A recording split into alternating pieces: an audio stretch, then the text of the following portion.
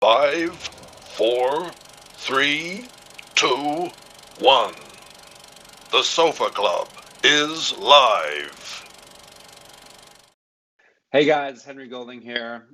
Sadly, I cannot make the live session, so we have done a pre-recorded Q&A with myself, Hong, and Parker.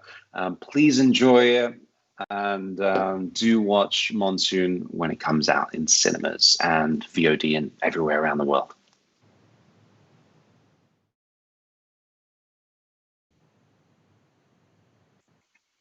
Hi, welcome to Peccadillo Sofa Club. Tonight we have a Q&A with the director and writer of Monsoon, Hong Khaou, and one of the leading actors, Parker Sawyers, who's here with us tonight. As you know, you saw a nice little pre-recording from Henry Golding. He is not here with us tonight, sadly. He's in Hollywood. But we have a nice little surprise for you at the end because we pre-recorded a discussion with him. So welcome, Hong and Parker.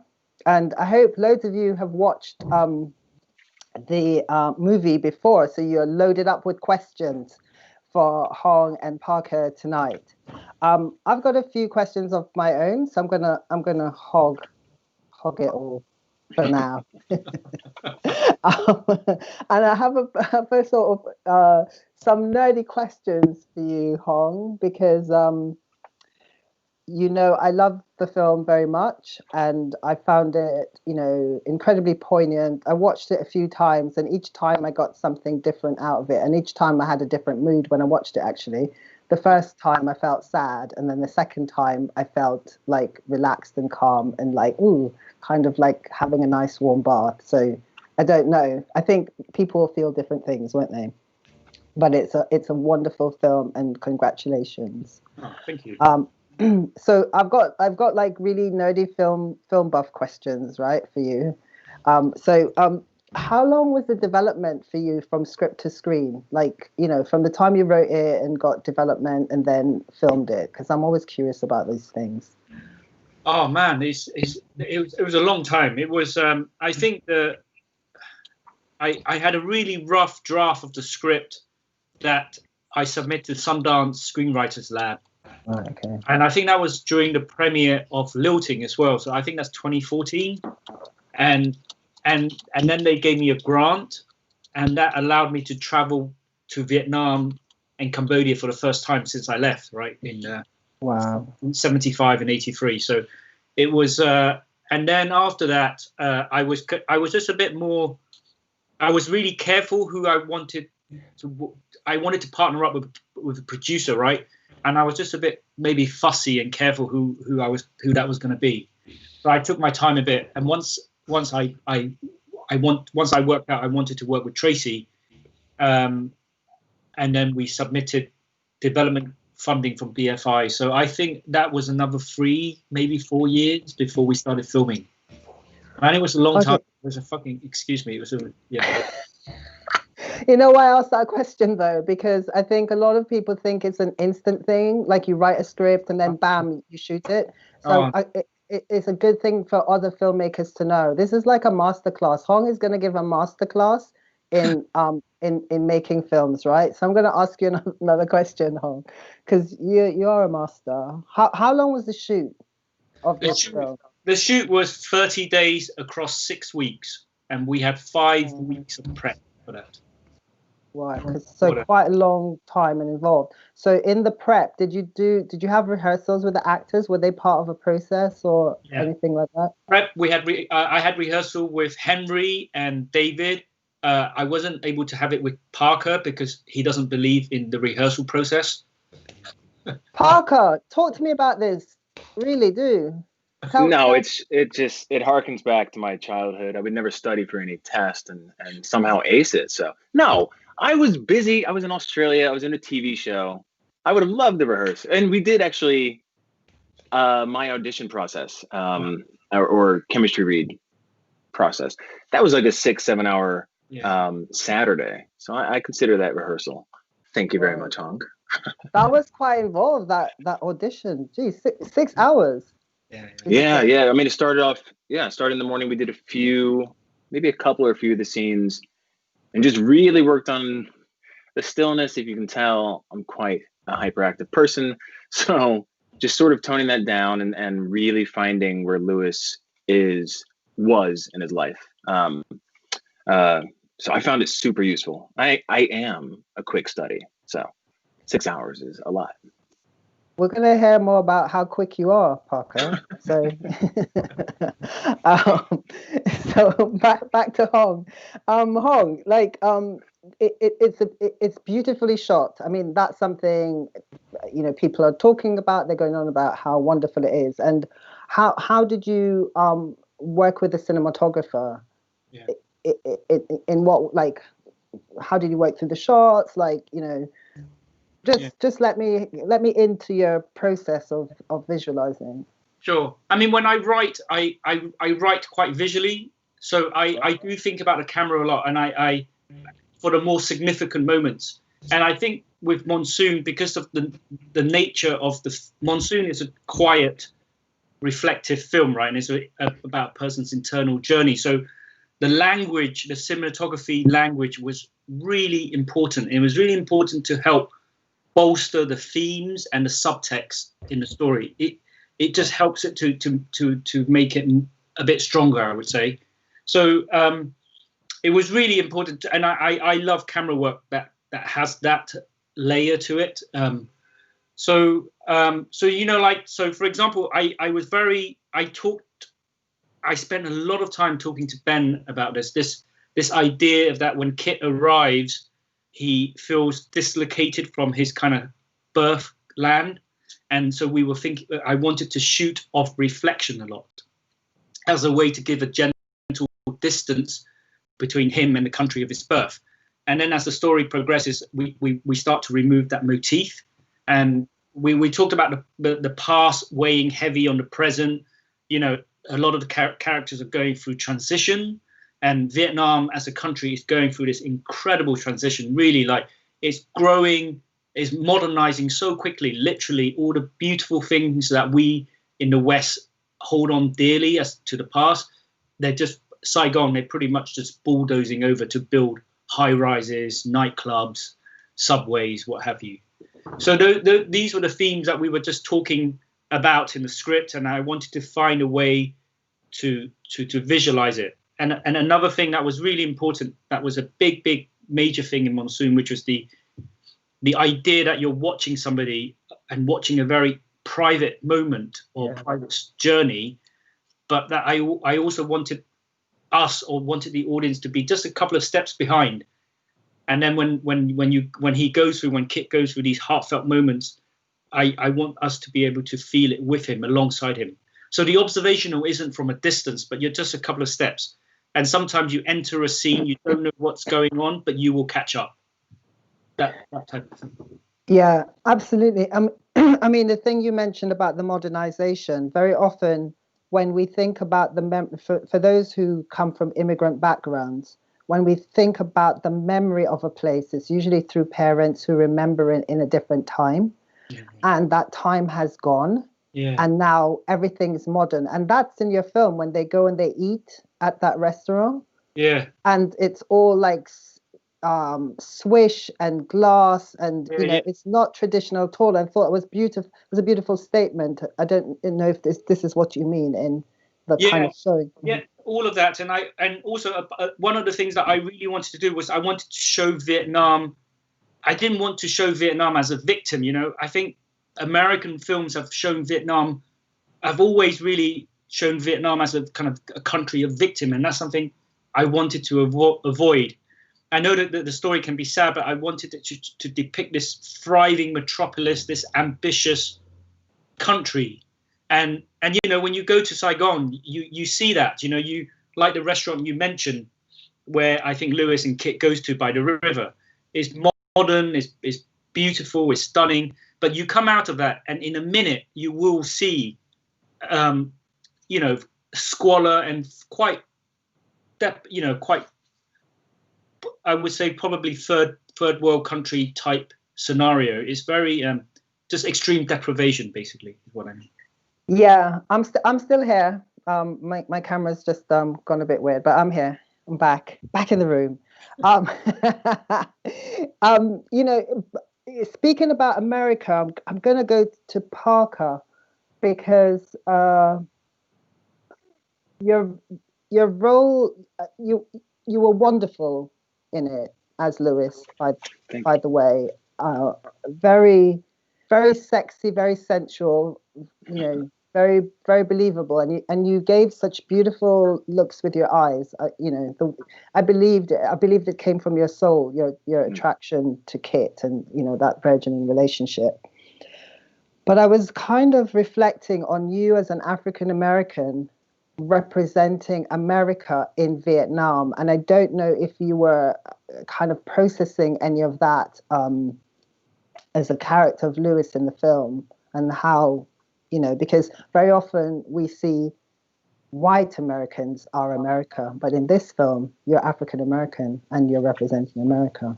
You got any thoughts on that? That's a really good question. And I have personal experiences when I moved over here to London. It was 2008.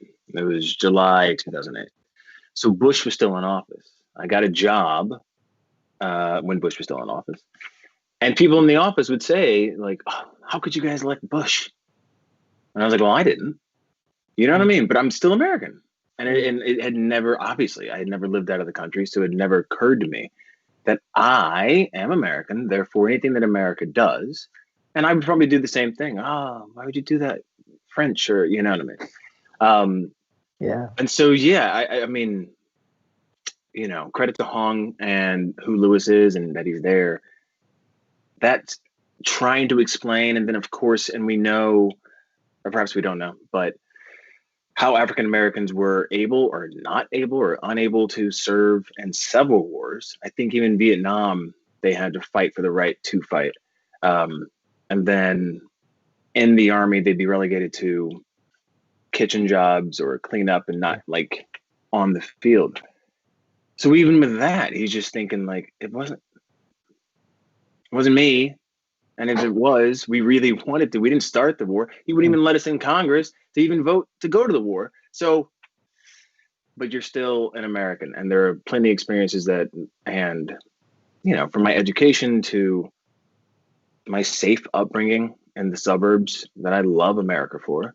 And then there's several mistakes that I still to this day apologize for and say, yeah, I know. So yeah, it was great to explore that as Lewis.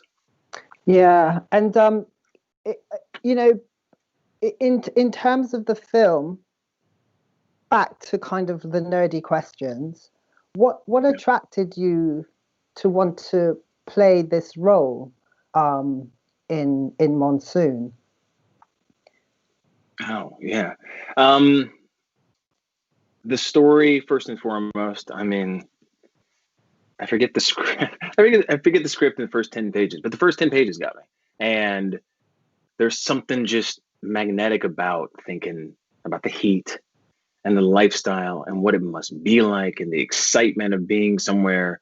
I guess relocating, you know, if I was Lewis and I think, oh my gosh, so he moved there. His mail gets sent there. He lives there. Like that's really exciting.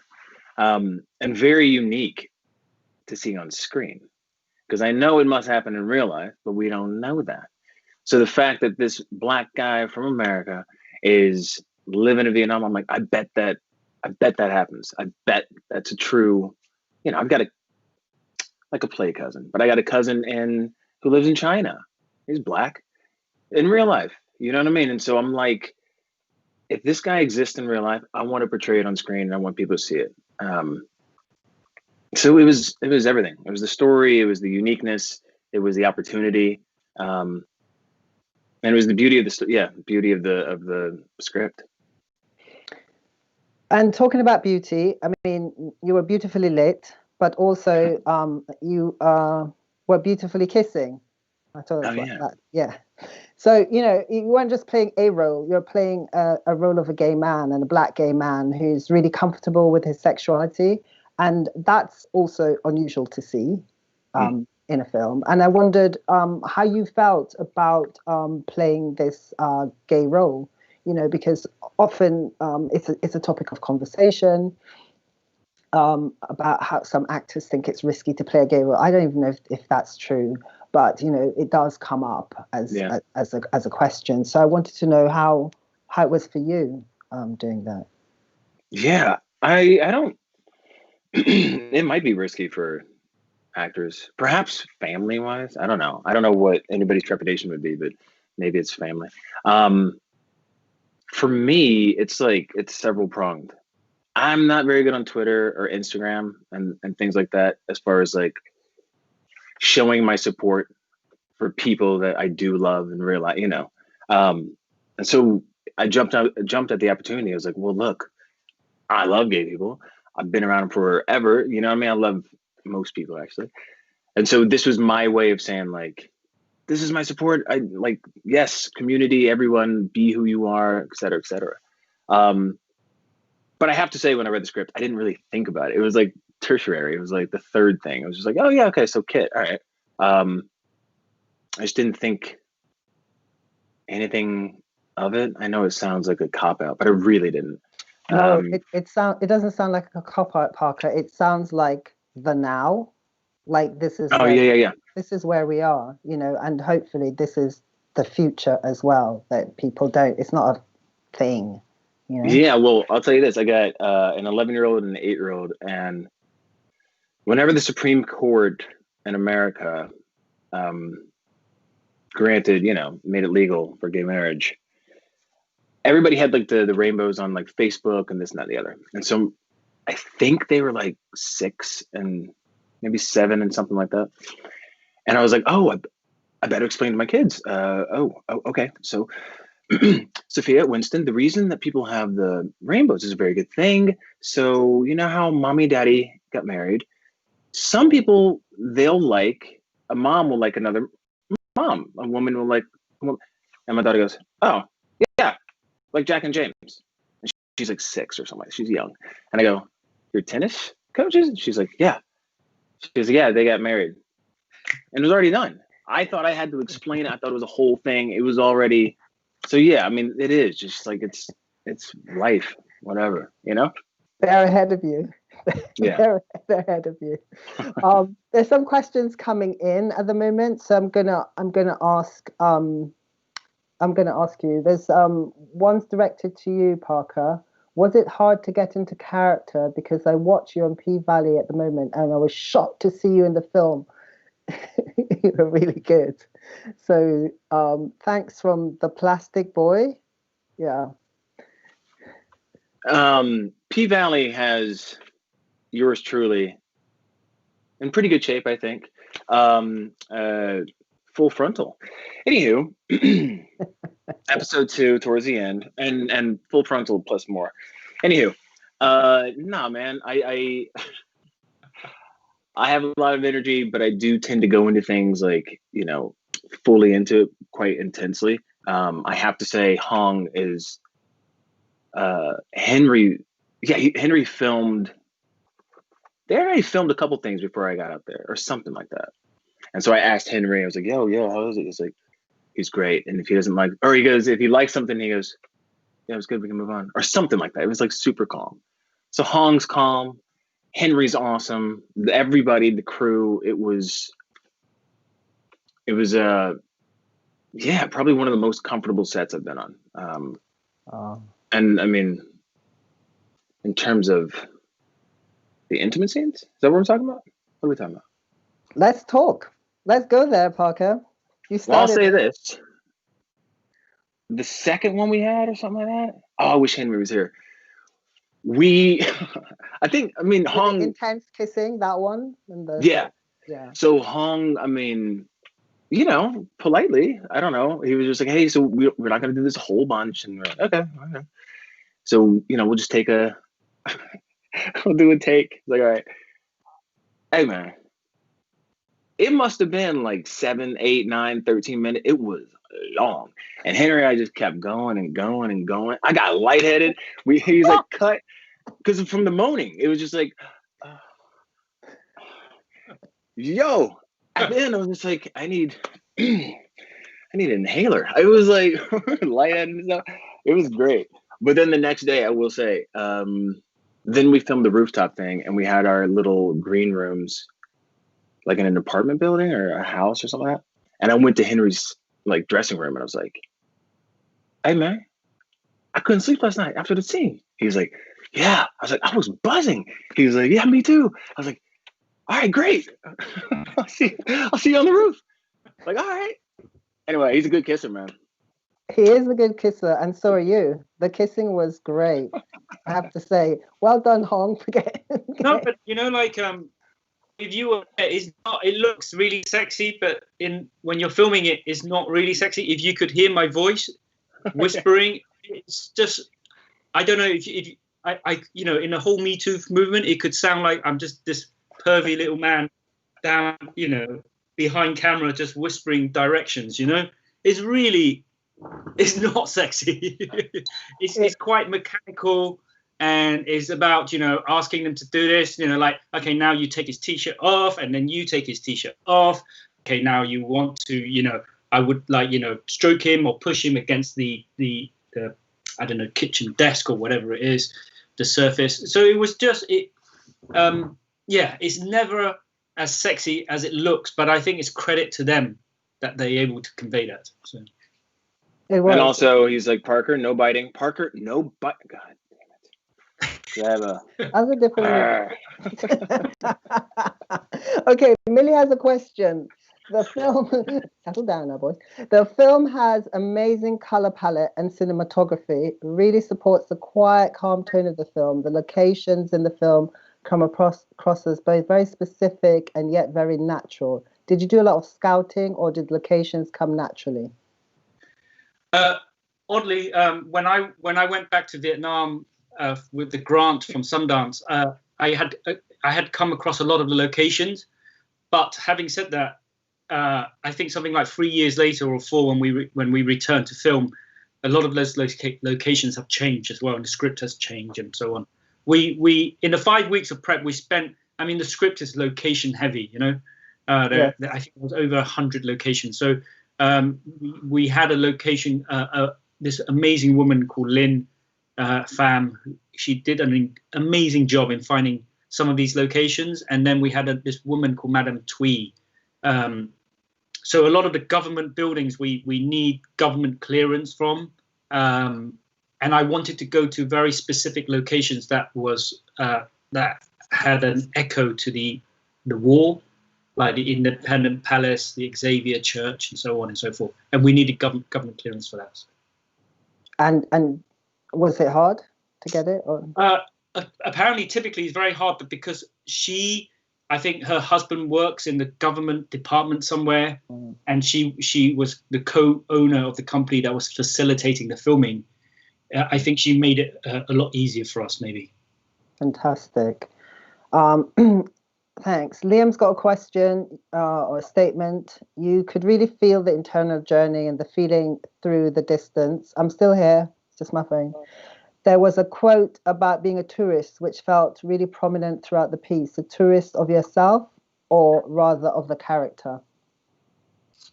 I mean, it's sort of it's the character, but I mean, I think that a lot of those feelings are very much how I felt when I went back to Cambodia and then Vietnam, and it is that kind of irony, isn't it? So. Of Kit returning to a country he doesn't quite remember, and in a language he doesn't speak, and yet he feels like a tourist. There's something quite tragic about that, isn't it? There is. Did you feel that?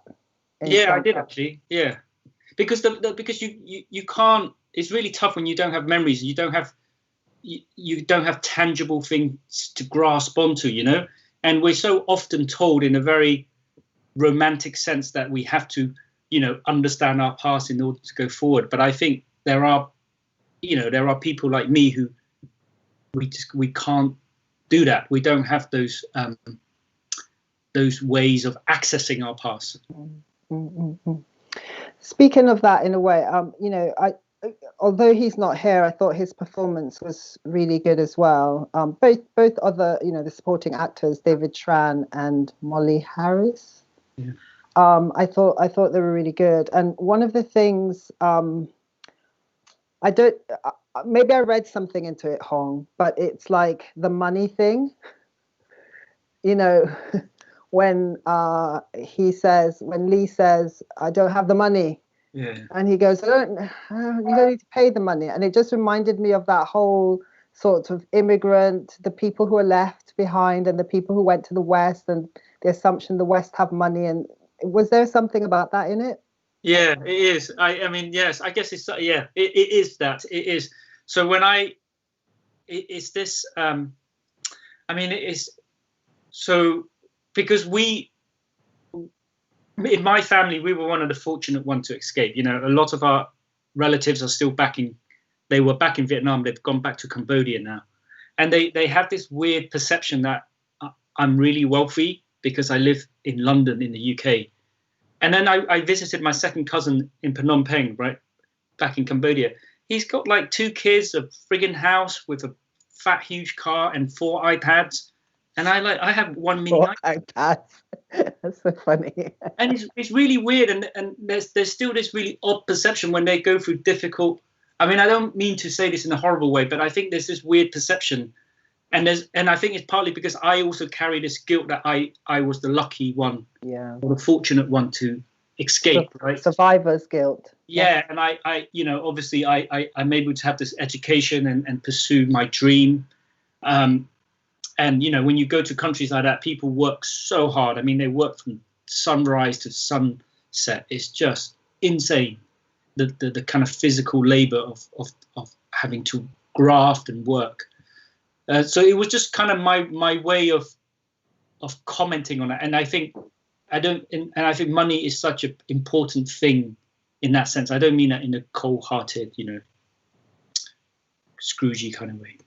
No, but also the gifts, the bringing of the gifts. The person from the West always has to bring something. Yeah. Yeah. The kind of nuance I wanted to bring in. Yeah, they were beautiful. I read. Well, I hope I read them all, but these are the ones. Oh, you did. Another thing was that everybody seemed to speak in an American accent, and I wonder if that was deliberate. I want you and Parker to talk about that, because for somewhere that's kind of fought America, that now it's almost like absorbing American culture. So make a comment on that, because nobody spoke with a British accent except Kit. Yeah, I'll say that quickly before Parker. I mean, it's insane. I mean, again, that's kind of, I'm so glad you picked up on these kind of things. They are, because they grow up on a staple diet of American popular media, and that's how they learn their English, with an American accent. Is a really odd thing. And I wanted to show all of this stuff, and I didn't want it to become too didactic, like, oh, therefore. And I hope that people like you will be able just to kind of make those kind of deduction and understanding. And I think if they don't, I don't think you lose anything out of that. But if you do, I think there's something to be gained from it. But I think Vietnam is really weird. They have this weird love for America, even though America have treated them like this. And then they have this weird mistrust of China. It's really odd. And I think, if anything, if you want to look about it historically, China did, the colonizing from China was equally as, if not worse. So interesting. Thanks. I mean, I saw lots of different layers, so I thought I'd kind of go bam, bam, bam, Hong. These are the things I saw, but I don't know how that impacted on you, Parker. Yeah, it's interesting. I mean, she's online a lot. Henry's wife, Liv, I believe, is from, I want to say, Taiwan. She's got an interesting background and so forth. Straight up American accent. And I met her and I go, she goes, no. I went to an American school in somewhere. It might have not been Taiwan, but I know she grew up in the East. And so I'm like, And as an actor, I travel quite a bit, from Jordan to Australia to whatever, and I meet a lot of people, and a lot of people do have the American accent or American traits. And I learned that they learn it through the television shows. They learn it through our food, the things that we export. And I didn't realize how far, and I stopped liking it, you know? Like I wouldn't want to go to the area that looks like LA in Amman. I go, no, take me to the, you know, if we're in Morocco, take me to the souk, take me to the thing. So to be honest, I don't like it. I don't want things to be homogeneous like that. I want it to seem like, oh, I'm somewhere and this is your culture. So it's strange going almost everywhere I've been in the world, people speak the language. And I try to learn their languages. Hong will tell you. I try to pick up some Vietnamese and stuff. Oh yeah, how'd you say hello then? Xin Chao. I think it's Xin Chao. Oh, okay. I think. Is that right? Yeah. Is that not right? He would put on like a really heavy accent as if he was taking the piss out of them. No, I wouldn't. Anyway, but no, it's really interesting. So I mean, yeah, he got that right in terms of from an American perspective when I travel, and the number of accents that have is either a straight up accent or it is like they watched Friends repeatedly. It's really interesting. It is. It's and even the Swedish guy spoke with an American accent as well, Stefan. I mean, that whole scene was kind of interesting too. There's another question for Hong from K. Hussein. I love Lilting and Monsoon. Are you doing a trilogy of love stories? And if not, you should. P.S. You know my friend Stefan and Tracy. She's a powerhouse. Oh, I don't know. Stefan, Tracy. I don't know. Tracy is your producer now? Yeah. So you know her. If that's what she meant, yes. Or he meant. Okay, I think maybe. So are you doing a trilogy of love stories? Oh God, I don't think so. The next one is an adaptation of a German play called The Ugly One. So it's not very. So I don't think so. No. Maybe, but not at the moment. So the next one doesn't have any love? I mean, what is it? No, the next one is more about vanity. The next one is more about vanity and narcissism. And it's based on a German play called The Ugly One by Marius von Meyenberg. And it's actually very different from Lilting and Monsoon. It's more, I would say it's more broad, if anything. Okay. Sprechen Sie Deutsch? Is that how I say it? Hey man, I can learn German. Come on, bruh. Yeah. Vanity's my middle name. I'm American. We just got finished talking about. No, I'm just. I think Sawyers or Parker's auditioning for the role, but remember, it took a whole day the last time. Yeah, but Campbell, for real. Here's the thing. I mean, honestly, this isn't even like there's no Q&A, promotion, bullshit, anything. Hong was a great director, for real. It's not often. It's really, man. I mean, when you find the ones that you enjoy, you have a good time, nobody's offended, there's no like weird stuff, yada yada yada. I've had like 2 or 3 maybe in my 10 years, and Hong is definitely one of those 2 or 3. It was just wonderful to work with him. Hong, that's amazing. It's amazing. Oh no, Parker was so fun. Like, can I tell a funny story Parker did when he first arrived? Yeah, go on. You're gonna tell it? I love the funny story. He's such a clown. He's so playful, and he's always so he makes a set, and set is so stressful. He just adds a new energy on set. So when we were like in between take, he would be like pole dancing to Beyonce or singing a song. And this was I think this was your first day on set at that location you were talking about, Campbell. And I think our sound guy, Rupert, I mean, it was so noisy in Vietnam, right? And there was a sound coming from somewhere, and it was this, I think it was this black box. And Rupert says, "Can you move that big black thing?" And Parker went up to him and really seriously saying, "Excuse me, can you just say that again?" But like, did you do it? Yeah, I was joking. I knew what he meant. No, he was joking, but Rupert just had a minute because he hadn't met Parker. He was like, "What the fuck? Who's this guy?" It was very. There's a question here from Safi Khan. Did you run into any political problems while filming? I know that's a bit vague. feel free to interpret it as you want. Okay, Safi. Yeah, it's odd. It's again because we went through a company that facilitated filming, right? We were initially told we couldn't shoot those kissing scenes in Vietnam, Right. and okay. because and so, but we were told by like they had been really explicit. I mean, like full on explicit queer films, trans film made by local filmmakers in Vietnam, and the reason we can shoot those scenes there was because I think it was the government didn't want to be perceived as this kind of I don't know, this kind of lenient liberal leaning type country, so they wanted to be more conservative regarding a foreign production. Right. So we initially scheduled them to be shot outside, and then oddly outside of Vietnam. Yeah, so we were allowed to film it outside of Vietnam, and they could still let us film everything else in Vietnam. It was very odd. And then, but the last kissing scene in the nightclub, but they were okay with that scene, right? And I felt, well, if you're okay with that, why not the rest? They're not. It's still kissing. There's nothing else but that, really.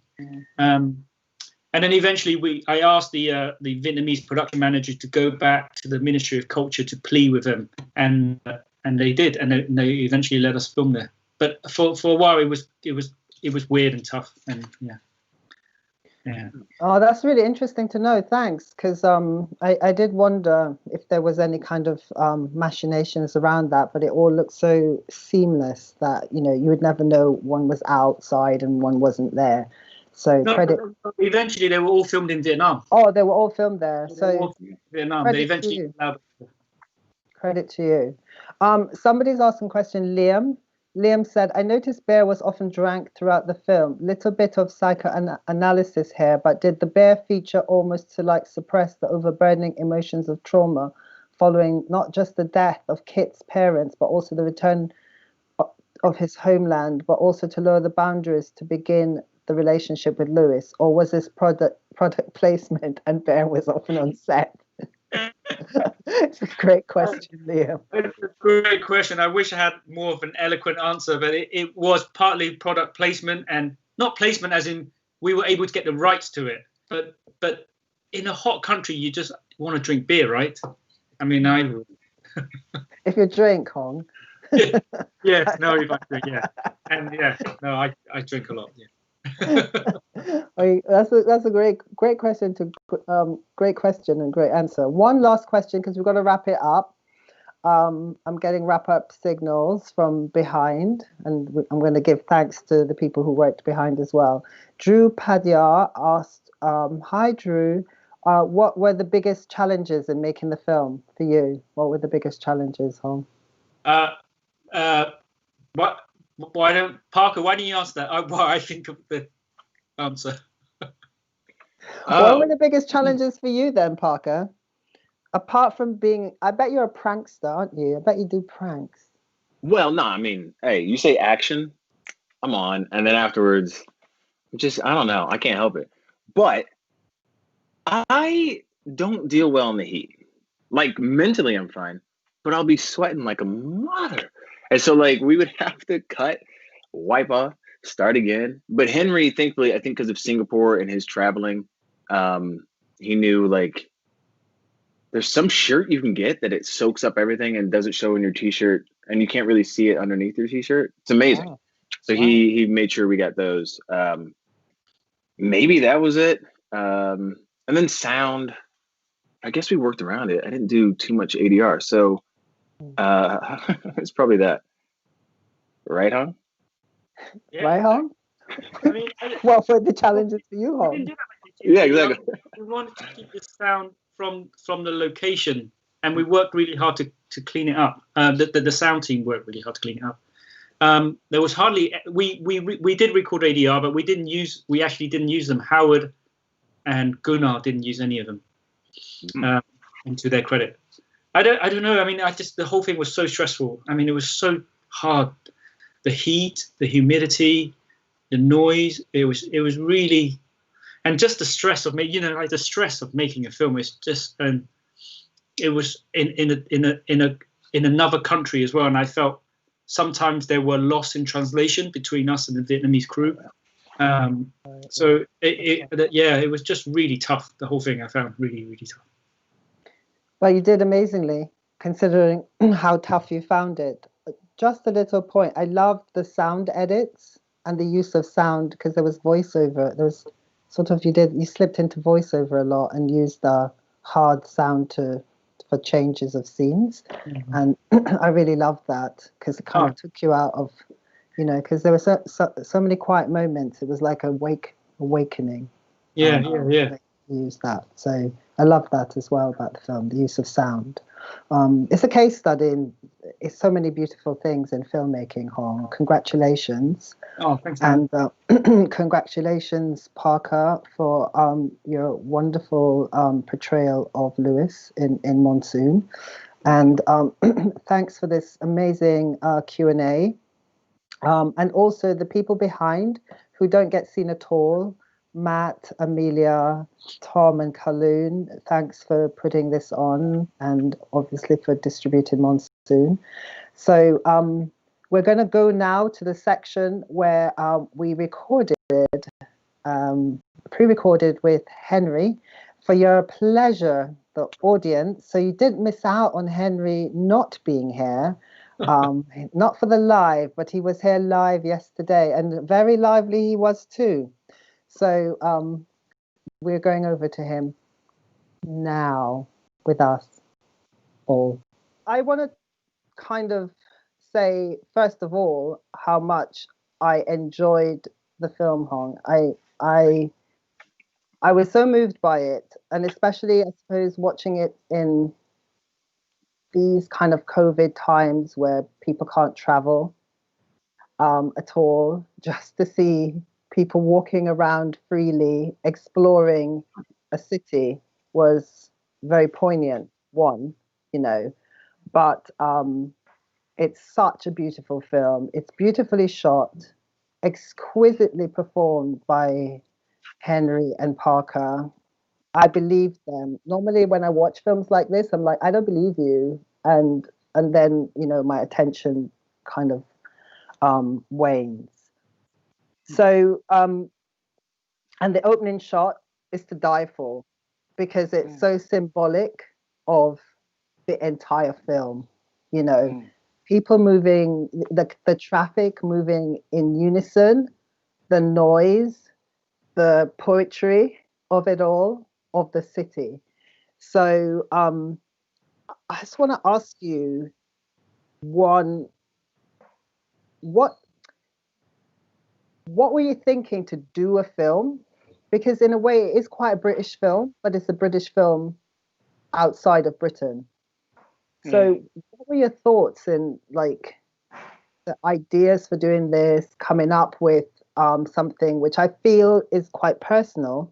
Not that I didn't think Lilting was, but this feels like heart personal. Tell me a little bit about your process in coming up with doing this film.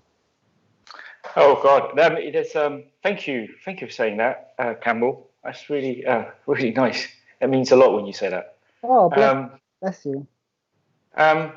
There's a lot of things I wanted to do with this film. I mean, I think one of the notes I had from one of the exec was to keep the structure simple, and if you keep it simple, you can hang a lot of themes and ideas into that. And though the film isn't autobiographical, it is very personal, and these are the kind of themes that I guess weigh heavy on me. So the tug and pull between a sense of a cultural identity, national identity, and wanting to that kind of just to go against that romantic notion of going back to your birthland in order to find a sense of peace to move forward. I just felt for somebody like Kit, who doesn't have the language, who doesn't have the memory, he isn't able to access something like that. So there comes a point where he has to break that tie. he has to draw that line somewhere. And yeah, I mean, thanks for saying that, because I do think it's a very British film. I know it doesn't feel it in the sense that I'm sure there's a lot of kind of like, you know, people might not think it is, but I do think it's at the center of it is a really, really British film. And I see Kit as very, very British. My generation, you know, that the kind of the immigration, the immigrant generation that comes from a diaspora background. And that's why I mention it, Hong, because it's specific to that generation who holds the kind of grief of their parents leaving somewhere, yet and their parents' memories. Yet when they go back to the place, it's neither like their parents' memory nor maybe their young memory. You know, he talks about being the tourist, and I thought that when he got on the tourist bus, to me that broke my heart, because here you are in a place where you should be not a stranger, yet you are a stranger. Yeah. So, and I wonder if critics get that, because when they see people of color in a film with British people, somehow the Britishness gets erased, and then what people concentrate on is diaspora and displacement and immigration rather than on Britishness, because I felt Kit was very British, and you could tell in contrast with his cousin how that interaction was. If you just explain a little bit more, because his cousin's the counter, isn't it? Yeah, I mean, his cousin is the person that gives him access to his memory, to his past. I think that's a really good point. I don't think many people have picked up the fact that he is British. There was a guy from Sight and Sound, and he was very aware of that. I've forgotten his name. But yeah, it's a really good point. I do wonder that, and I mean, I haven't read the reviews, so I don't know how people are perceiving this film. But yeah, and I back to the second cousin. He's the person that gives Kit access to his past, to memories that he doesn't have, and he becomes a conduit for Kit, so to speak. And you know, and Kit feels extremely guilty for having been the person who's able to escape. But I don't know. I mean, but like you say, you know, beautifully captured by Henry and Parker. Coming to Henry right now. Henry. I was very moved by your performance, which I felt to be very nuanced, very delicate. And I want to talk to you about because you're known for different kinds of, you're known for a different type of film, right? Not really indie film, but more like big budget stuff. And so I was really impressed to see you in this, and curious as to see how you would take on this role. Yeah. And I wanted to know what attracted you to the script, to working on this film in the first place, because it's so outside of your comfort zone. And it was actually during a very interesting time.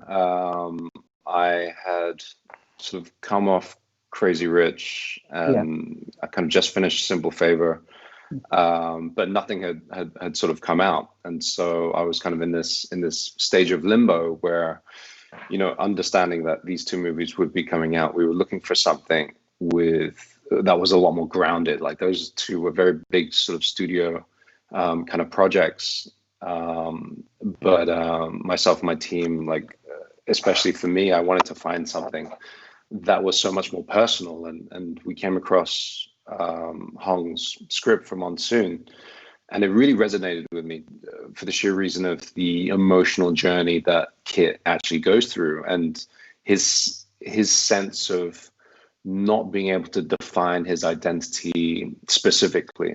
And that's something that I have struggled with my life. It goes back to what Hong says of, you know, are you defined culturally or sort of nationally? I'm British. I'm a British citizen, but I'm half Malaysian, and I was born in Malaysia. And I had up until I was about 8, I grew up in Malaysia, but moving and shifting to Surrey in England and living out my sort of formative sort of teen years in the UK up until I was 21, I was very much kind of British and grew up as a young English kid. But then I went on a journey because I went back to Malaysia to really delve into the other part of my life, which I didn't understand as much. And going back to Malaysia for the first time, it was much like Kit's experience of not belonging, not understanding the language, being completely kind of enveloped in this noise and crescendo of life of Southeast Asia. And so for me, it was almost a mirror image of my journey up until that point. And so I think the first step really was I read the script, and then I watched Lilting, which was phenomenal work that Hong did. Was it 2014? Yeah, something like that. Sundance 2014. And it blew me away. It was so subtle. It was so beautiful. Like the story just kind of unfolded in this almost ethereal way. And I thought if Hong has his touch with this film, I think it'll be in the same vein. So yeah, I was super excited when I got hold of the script. That's so.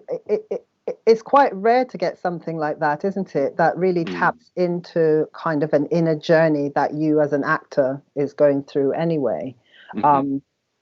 And so, what were the risky things for you then? Because to tap into something like that, which can be quite emotional and quite exposing for you as an actor. How did you then approach the role? Like, was there like rehearsal? Like how did you kind of internalize this character who might be so similar to you but is not you? Yeah. I spent a lot of time with Hong actually in the run up to production in Vietnam, and we went through pretty much every scene and about what it meant to Kit, what his internal struggle would be. And I think Hong really sort of pressed on the fact that he wanted to see the kind of turmoil within him rather than expressed sort of outwardly too much. And so there's a lot of times where you have these just moments of him stood in the street, kind of just like dumbfounded and kind of, I suppose, dizzy from everything that's happening around him, not only emotionally but physically as well. So he's just in this alien world, and we wanted those moments to come through the eyes and subtly, and not have to address those, but have the audience feel them more than anything. And I think you succeeded, because I felt it, and I felt the loss. Do you know what I mean? It's almost like there's something about memory. Memory is obviously unreliable at the best of times, but the character could vaguely remember some things and remember other things. So I kind of wanted to know, like, how did you access? Did you feel you had to access your own memories, or did you just place yourself within like Vietnam at the time? I mean, I personally have never experienced anything so traumatizing as something that Kit and his family would have gone through. And sometimes when you do go through, you know, certain walls of memories kind of close up because you tend to want to forget sometimes. And so for Kit, I think as a child, he barely remembered his experiences because I think it was almost like a coat of armor. It was to sort of to shelter himself, and in a very sort of I suppose selfish way. That's what he did. And so going back, and when he's older, understanding that, like, no, actually I should have stepped forward into that kind of maelstrom. He's now kind of piecing together, and with, you know, I always see the three characters that Kit comes across as the past, future, present. His cousin being the past and his gateway into the history of his family. The present being Lewis and Parker's character of trying to make amends now for his father's sort of wrongdoings, and the future being Lin, who's the next generation of Vietnamese who want to not be defined by the war. And so these characters, I think, really are the gatekeepers to who Kid is and how he can feel at ease with being in his own skin. Yeah. That's so beautifully explained. Thank you very, very much. I want to ask the question, the elephant in the room, Henry. Gay stuff. Gay. Look at that man with the headband on. Come on. Back in the day, it was like a risky thing for actors, whether they were gay or not, to take on gay roles. And by the way, I thought the chemistry between you and Parker was amazing, just amazing. And that's when I said I believed it, because often I'm just like, nah, yeah, right, okay, you're actors. I felt it. And Parker, your looks are hot. Like the way you looked at each other, I thought was really beautiful. So I'm going to ask you, Henry, because I know, time and everything like that. And how risky do you think it is now to play gay roles? Because it was also sexual. It wasn't like it was like in the past and everybody's like holding it down. This was like full on, love. Kissing. I think for me, and I think for a lot of people out there, the risk isn't in the actual sort of the what you're actually doing. It's actually the fallout and the, I don't want to say judgment, but perhaps I think it's the, I don't know how to put it now. Say a thing, man. I think in retrospect, people look on straight actors playing gay roles, and there's a lot of kind of do's and don'ts, and I've been through this question so many times, and every time I answer it, it's never the right answer, it's never the wrong answer. It's how you as the person a part of the community understands it. And from my point of view, growing up in a predominantly gay culture and community as a hairdresser in London, and being sort of mentored by these strong gay men, it never comes into my mind that somebody's gay or not, or have judgment in that sense. But there are people who believe that because I'm a straight man, that I don't deserve to play a role, let alone that it's a gay role. So there's two ways around, and I can sort of, I suppose, fight my choice of playing this role until I'm blue in the face, but it will never be right for some people that are straight actor. But I do hope that they understand where I'm coming from in terms of why I chose to play Kit, and that's because he had a beautiful story to tell, and Hong has a way of not making a character's sexuality the forefront of who that person is, and I don't think we should be judged that way. But I'll leave it at that. It's always an open-ended answering question, but I found great pride in playing a role such as that, and a great honor, and I hope I did it justice. Henry, thank you for a beautiful answer, for also being so open, because I know these are sometimes these questions can be quite loaded. And, you know, just from what you've told me, you know, there's besides the sexuality, there's so much of Kit that's in you anyway. And Hong saw that. Do you know what I mean? And how you performed it to me was you inhabited that character, and I believed you. And the kissing was good. And it was good. Yeah, Parker, we're coming to you. Yeah. But you know what I'm saying? So I didn't feel you were holding back and acting. I thought you were inhabiting the role. And sometimes that's sometimes what we feel as queer people watching something that, you know, somebody's acting. They're not being the character.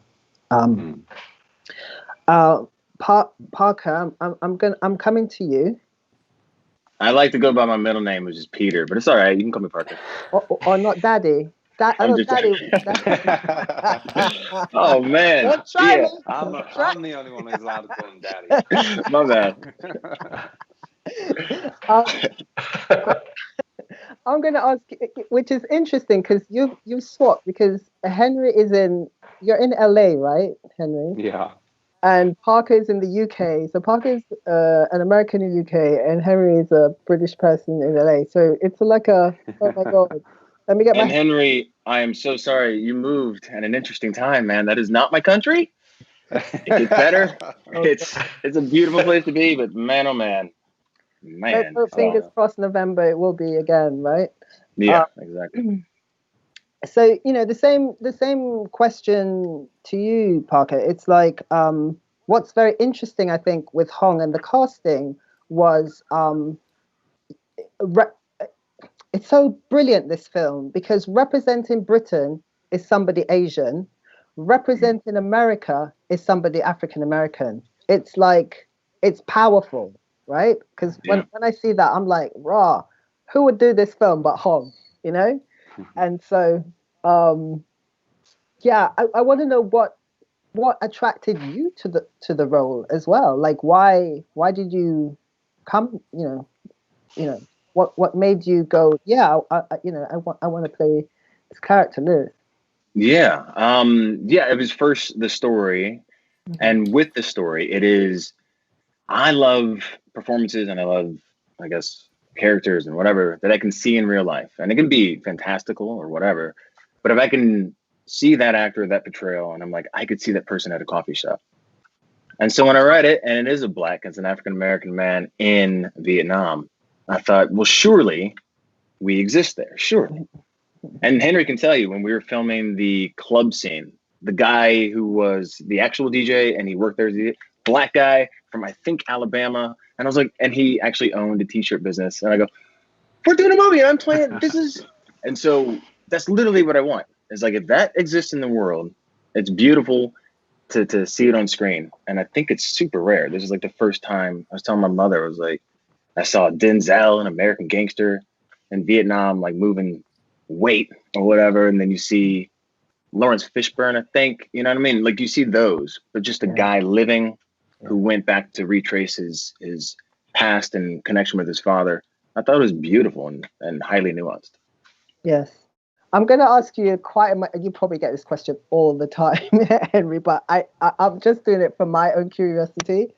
Please. What happens now? Like, what have you moved on to next? What's your vision for the future? Because, you know, with this COVID thing, man, it's like, I know we could have any vision, but the reality is, so what do you do? It's a very interesting time in the industry, because of the restrictions. I mean, to go into kind of the political side of it, it's finding insurance companies to be able to insure big productions, or any production, to be honest with you, because if you get shut down and you're abroad, you know, even just shutting down for 1 week, it almost puts 10% or 20% on top of your budget. And so for small filmmakers, I think it's gonna there's two camps. It's you either kind of really do it guerrilla style and you understand the risks and you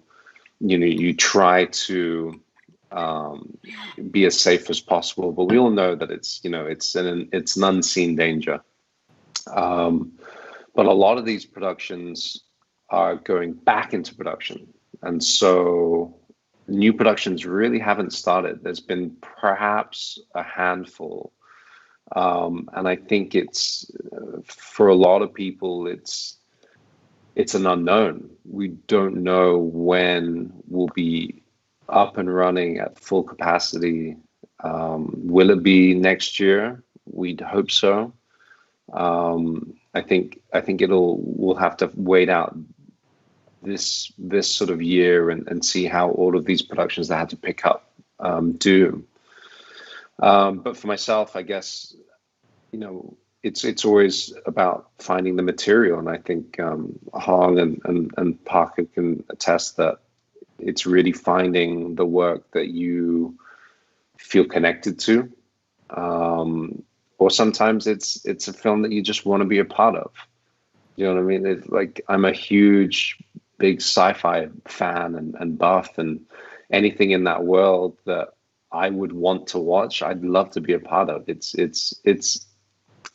We work in a big playground, and there's many different sports happening all at once, and it's really up to you as to what you want to partake in and kind of enjoy. So hopefully, whatever project comes, I'll love what I'll be doing. Can I ask you like a political question? I know you did the gay thing, but talking about in terms of representation and how Crazy Rich Asians kind of burst into the scene, and that became a kind of like a conversation about the representation of Asian people in cinema, in dominant cinema, really. Mm-hmm. And I don't know if you have thoughts on that, because usually for me, a lot of things are about when people talk about representation, a lot of times Asian people, Latinx people get sort of non-Black POC, basically, that the conversation doesn't really focus on them. So I wondered what you thought of where that's going right now. Has it got better since Crazy Rich Asians, or has it stalled, or like what's going on now? Like, really, do people call you up and go, "Hey, you know"? The interesting thing is, it's come in waves, right. And right now, I think with the Black Lives Matter movement, I think this takes precedence. It's because as Asians, we haven't had the history that African Americans have, or Black people around the world have had. And so I think it's the importance really lies on having that at the forefront at the moment. Our time will come through and come by, but we haven't had the struggles that the Black community have had. So we cannot sort of juxtapose the two. In terms of representation on the screen, of course, it would be phenomenal to have equality. Are we at that stage yet? I don't think so. Are we opening those doors? For sure. And every movie that gets made with a person of color as the main is a step in the right direction. And I think, especially when it came to Crazy Rich Asians, showing the studios that we're able to make that money that they need to greenlight movies is fantastic. But it doesn't stop there. And I think it continues. And so to see, these movements happening and getting stronger and stronger, I think we're heading in the right direction, but it's going to take a lot of hard work and a lot of blood, sweat, and tears, for sure. Thank you so much. And when you have people like Hong making films, that there's a lot of hope in the UK anyway. There's a lot of hope for like telling those stories and putting those characters into films, because as lead roles, not as the sidekick. Do you know what I mean? Yeah, So, not tokenistic. Yeah. yeah, not tokenistic and kind of three-dimensional characters. Absolutely, absolutely. And it starts from the ground up. Yeah. You need the writers to write these stories. You need the producers to say, "Hey, we're gonna put these stories together." It doesn't always have to start at the studio, and sometimes it shouldn't. You know, if you spark the imagination of somebody who wants to tell stories, that's enough. Thank you very much. So we're gonna wrap up now because this was just a kind of to have all of us in the room, because as you know, when we go live, it will be Hong and Parker and moi. So thank you so much for making the time, Henry. I really appreciate and being so gracious with your answers, so open. Speaking of his answers, yeah, Henry could do the Calm app and just read the Wall Street Journal. Jesus Christ. What in the voice. Eloquent. It's dulcet. Listen, I mean, come on now. Ask me about chemistry. This Parker, you have your things too, which we'll be exploring more in detail. I'm just saying. Yeah, but you both were amazing in it. Absolutely amazing. And thanks. Can I give Henry one more, not compliment, but I guess personality thing. Here's the thing. I'm a silly guy. I can take things seriously. I'm quite silly and whatever, through and through, right? Through thick and thin. And he really is this calm and cool. We had a situation with a motorcycle in Vietnam. And this man, can I tell the story? Is that all right? Yeah. Yeah, because there were a lot of motorcycle scenes. Yeah. Was it when you were in it? Yeah. I had never ridden, whatever. I'd never driven a motorcycle. So I had to learn out there. And then on the day that we had to do it on camera, it was like 7:00 in the morning. And I get on and it feels weird, but I didn't want to say that because it'd be like, oh, it feels weird, whatever. And he's on the back and he's like, hey, you know what you're doing? And I go, yeah, I think so. This throttle, whatever. And I rev it, but I'm holding the clutch, so it's not going to go anywhere. And he's like, whoa, wait, whoa. I'm like, all right, we're okay. We're going slow. I'm zigzagging. It's not great. We have to do several takes, whatever. We finally get it. And then after lunch, Henry's like, hey, man, let me show you how to ride this thing. Like, all right. And he grew up riding dirt bikes or something like that. And so he gets on, starts it up. He looks like, Steve McQueen just takes off down the alley. And the props guy goes, hey, did you tell him about the brake? And I go, what? The back brake the foot brake wasn't working. It was the front brake wasn't working. Right. And so then he's going and he's heading towards the street. I mean, and the traffic in Ho Chi Minh is just like crazy. Headed towards the street, stands up on the bike, skids into the street, finally stops, and like a stunt guy. Like, it was amazing. Like, he didn't fall, nothing. Walked it back and he's like, well, that was close. That was it. Like Indiana Jones. It was amazing. I was just like, what? That's cool. That's really cool. All of us were so scared. I really thought something was going to happen. Like, that's our fucking hero. If anything happens to him. No, that was a close call. That was closer than I would have liked it, for sure. And that's exactly how he said it on the day. I only just remembered that there's a back brake pedal. Oh my God. This thing was like the handles was loose and it only had a clutch, and then the brake wasn't working. But then literally just before the intersection, I was like, fuck. Wow. And then skidded across, and luckily I went across the street and nothing, miraculously, it was just at the point there was nothing happening. That's a great story. That's a great story. And he walked out like The Rock. I haven't told that before because I'm sensitive to insurance claims and crazy crap like that. Yeah, but you survived and nothing happened. So yes. Actually, nothing happened. There was no motorbike or anything. Yeah. Great story. Sorry, Andrew. From everyone at Sofa Club. I'd just like to say, Henry, Hong, and Parker, that was an amazing conversation. I don't know if you have anything that you'd like to add quite quickly, Hong. No, that was great. Thank you for having me. Henry. Thanks for having us. It's great to relive these moments that we have such fond and cherished sort of memories from this movie, and I think watch it. And Parker.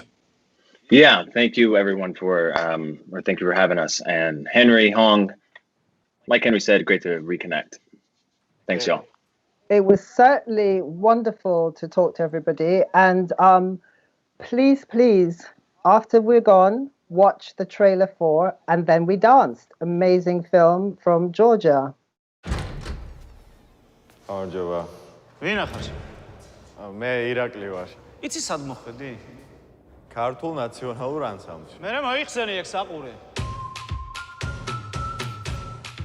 3 4 გავშვი. ოეს ახალი ბიჭი ძალიან სტილურია და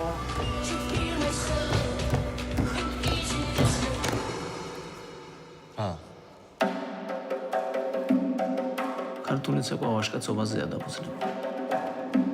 სისუსტის ადგილი არა.